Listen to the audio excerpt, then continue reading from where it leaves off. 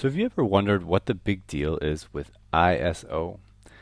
Photographers are always talking about it, and people are always talking about the ISO that they took a picture at, or when you're in an art gallery looking at photography, you might be seeing little notes underneath the photographs that sometimes say a speed, like 100 or 200. Sometimes you'll see 400 or 800. And even very rarely you'll see numbers like 1600 or maybe even 3200. And a lot of advertisers or a lot of companies are advertising these higher speeds as well on cameras these days. And a lot of times you kind of look at that and think, okay, well, what does that mean? Well, it means a lot actually. It means a lot to the quality of the photographs that you're taking, and it means a lot in the functionality of the camera. ISO is basically just the ability of film to take a photograph at a higher speed. So the higher the number, the faster the film, the faster it will be able to take a photograph. And this is just important when you're trying to capture action or motion and have higher shutter speeds so that your images aren't blurred. So, if you have someone moving through an image and they're running or something like that, you want to have a higher shutter speed. That means you want to have a faster film. Possibly, maybe, depending on the light that you have. But let's talk a little bit in very general terms about what this means and why this is the way it is, why this works the way it does. And we're going to start by having two rolls of film. We're going to have our slow film up top, and we're going to have our fast film down here at the bottom. So let's start with maybe a 100 speed film here. And down here we're going to have a 1600 speed film. And so for those of you who are digital shooters and have grown up in a time when film was not something that you've ever used, this might seem a little bit odd, but I'm going to start by explaining it as how it worked back in the film days, because it basically works the same now, and it is really important to kind of understand where this comes from and how this works. Now, old film basically used something called silver halide.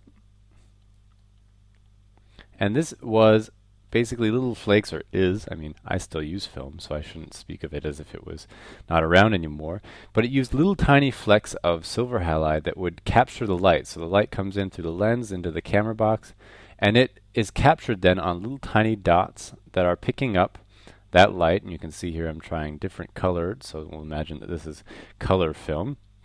And these tiny little points of silver halide are picking up the light and saying, oh, I see blue, or I see green, or I see purple, or whatever, seeing lots of different things.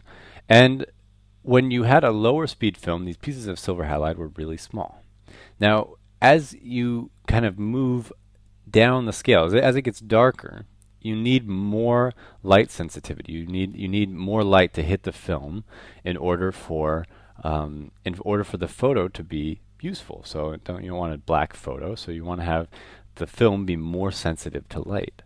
And to do that, you can do a lot of things. You can slow down your camera, so you open up the aperture and let more light into the box, into the camera, onto the film. And so you can have a faster lens, and you can have a longer shutter speed, but sometimes you just need faster film, because there's basically just three variables to all photography: your ISO, your shutter speed, and your aperture. Well, in order to achieve these higher speeds, they just kind of made the pieces of silver halide like a little bigger and a little bit more sensitive, just use some different technology to make it work that way. So instead of having little tiny points, you had these kind of bigger points. And so they weren't so big that you couldn't see detail, but they were just big enough that you actually started to really notice, like, oh, I see little flecks on this photograph. It kind of looks like it's covered in flakes. And those flakes are the silver halide that are just kind of working really hard to capture that light. So this was really common, basically, sort of starting around 800, but really sort of in the 16 plus is when you started to see really sort of what they called grain. This is called grain. I'll show you what grain looks like a little bit later. But that is how it worked back in the film days. And now let's take a look at how it works in the digital age. So now you have a digital sensor. It looks something like this in the back of your camera, and your lens is maybe up here somewhere.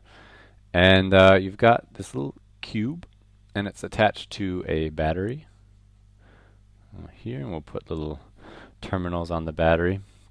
And your images are basically just made by light coming flying in. We'll put a couple different types of light coming in, maybe some red light coming in and some yellow light coming in.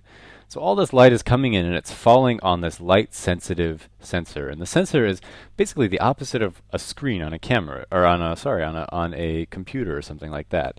It's little points, little pixels that are sensitive to the light, and instead of kicking out the light, so you're seeing it's instead of like projecting it, it's accepting it. It's sort of like sucking it in and turning it into a file and then sending it off to your SD card to say, oh, boo, here's a picture of my dog.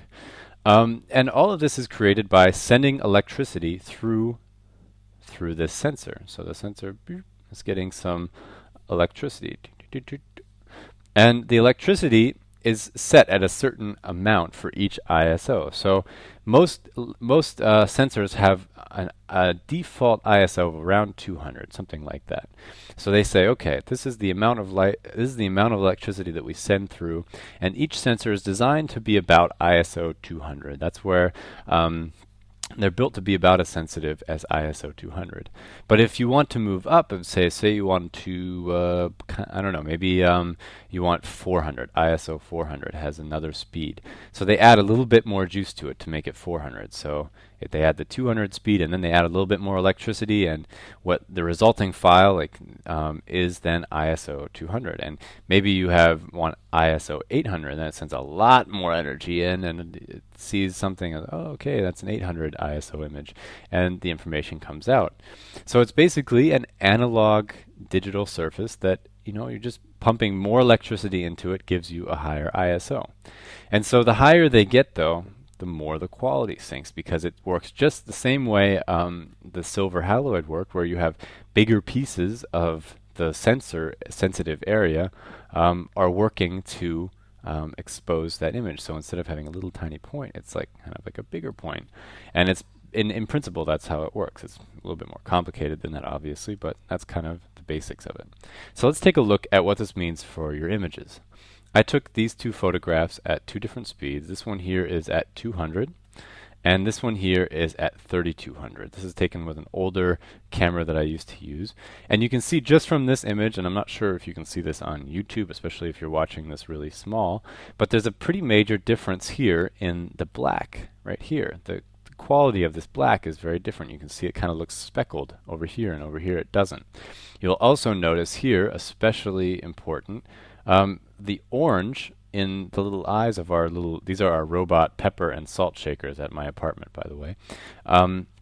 You can see that the contrast is a little different. So you can see that the colors aren't as vibrant in the higher ISO image, and this is really common. So you have a decrease in quality with high ISO, and you have sort of a drop in the color tonality and things like that, and some more important stuff, which I'll show you here in this little zoomed in version. You can see we've zoomed in on the pepper shaker here, and we'll call him Zolar the pepper shaker.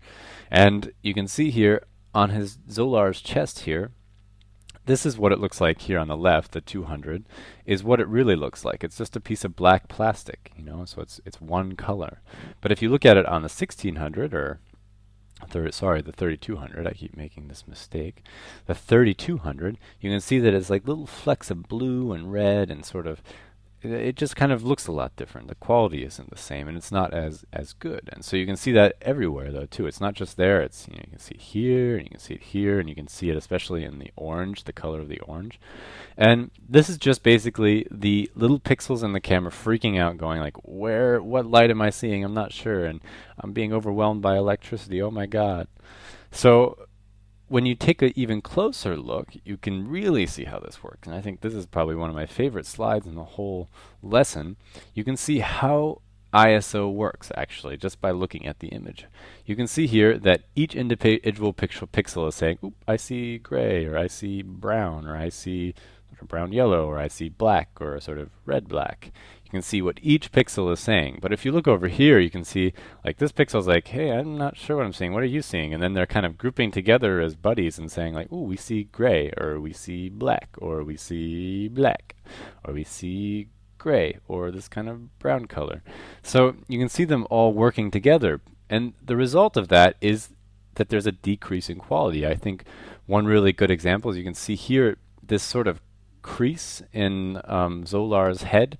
It's a place where the mold sort of made like a sort of a little crack, and you can see that in the ISO 200 image, but you can't see it here in the 32. And I didn't change the focus or the f-stop or anything. It was all the same, just different ISO and a different shutter speed, obviously, to make up for it.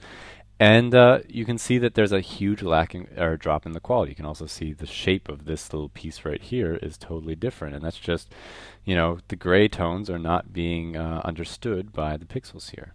And here's a great example of grain. This is grain that I made a little example for you guys to sort of show how really, really grainy things can get if you're shooting in really low light. This was like a friend holding a really small flashlight over this bench. And you can see here that it's just like, the camera has no idea what to do. You can see it's just, over here it's black, but it's just being like, I think I see blue or red, or I don't know, I see something. And you can see that the camera really does not know what to do. And this is just because it's not working with a whole lot of information. So, it's making it up. Now I'm going to run through really quickly and show you some examples of different situations that I would use different types of film speed. You can see here is a typical sort of overcast, sort of sunnyish day, and I wanted lots of detail and I wanted good colors. So I took this one at 100. Now, a similar sort of day, it was actually about almost the exact same lighting situation, but in this situation I wanted a really deep depth of focus. So you could see I want everything like from this tree all the way back to eternity to be in focus. And so I chose like a slightly higher f-stop. I think I'm here at like f16 or something like that, which is kind of an area that I don't usually shoot in. I don't usually shoot at such high f-stop. And I thought, okay, well that's good, but I really kind of want a high shutter speed, so I'm going to choose 200. And 200 is also the native ISO, and we talked about that a little bit earlier in an earlier slide. It's also the native ISO of my camera. So when I'm outside doing photos in sunny weather and working in the studio with good lights, I always just shoot at 200 because that's the ISO that my camera was made to work at, really. All right, here's an example of when I'm out on a day. Actually, I would say more than 200, I probably use 400. 400 is just perfect because you can use it inside, you can use it outside, you can use it all over the place, and especially with new digital cameras, ISO 400 is a really great speed for these kind of situations. I wanted a shallow depth of field, I wanted a high shutter speed, I wanted the photo to be taken very quickly but good quality because I wanted to get the cutest baby in the world to be perfectly in focus and not any kind of motion blur or anything like that. And I also wanted some sort of good lighting, and that's just 400 is great because you get good color and everything. So if you don't know, when in doubt, switch it to 400. Also another example of 400, just but slightly pushed. I actually took this image at 400, and when you push film, it's when you push an ISO, it's when you underexpose. And I think I took it at 400, but I think it was supposed to maybe be like a 640 or something like that. And you can see in the processing when I put it on my computer and edited, you can see that a little bit of grain came out. And that's really typical when you push a image, you underexpose it, and then you try to make up for it by sort of adding more light later. The computer does the same thing that your sensor would do. It just kind of imagines the colors and makes them look sort of better, not as good as they would have if you would have exposed it correctly. This is an example of high ISO saving your buttocks.